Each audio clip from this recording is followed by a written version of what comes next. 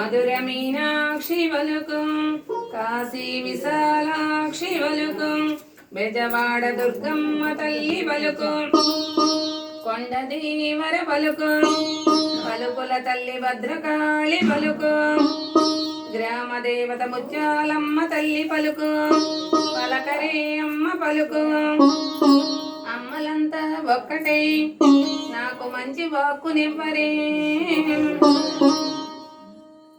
ఓయమ్మ ఏమిటి అలా మూతి ముడిచి కూర్చున్నావు? ఏమిటో చెప్పవే సింగి. అమ్మాయి గారి పరిస్థితి ఇది. మనసులో లేదు, మనిషి లోకంలో లేదు. ఏమిటో చెప్పవే సింగి. అట్ట అడగవే తల్లి అట్ట అడగవే తల్లి చెప్తాను. 10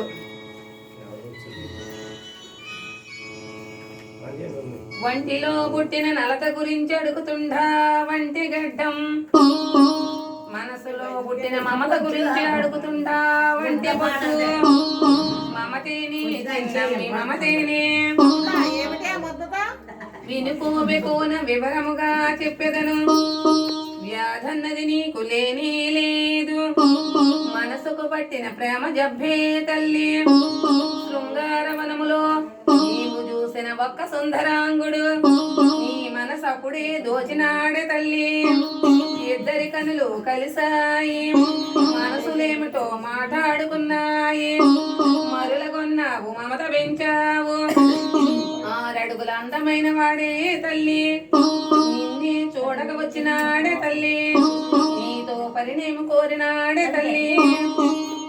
తెలియక నీవు చెలికత్తెలతో రాళ్లతో కొట్టించి పంపినావే తల్లి. నీ వలన అతను బాధపడుచున్నాడే తల్లి, నిన్నే తలచుచున్నాడే తల్లి. నీ తల్లి విషయమంతా గ్రహించి దారిని పోయేవాడు నీకు తగదని తప్పని దండించినాది తల్లి. కూడి రాలేదని కుమిలిపోతున్నావు కదే, చెప్పవే చిలకమ్మ చెప్పు. నేను చెప్పేది సత్యమేనా? నీకు దైవ బలమున్నది, నరులడ్డు పడితే నిలిచేది కాదు నీ మనము. ఓ తులస తల్లి రావాలి.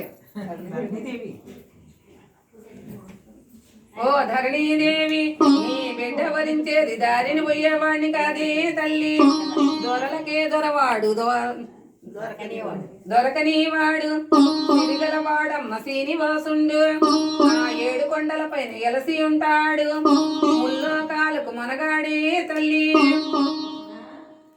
ఓ ఆకాశరాజా, ఆయన ఎక్కడ కనపడరు, నీ జన్మమే ధన్యము.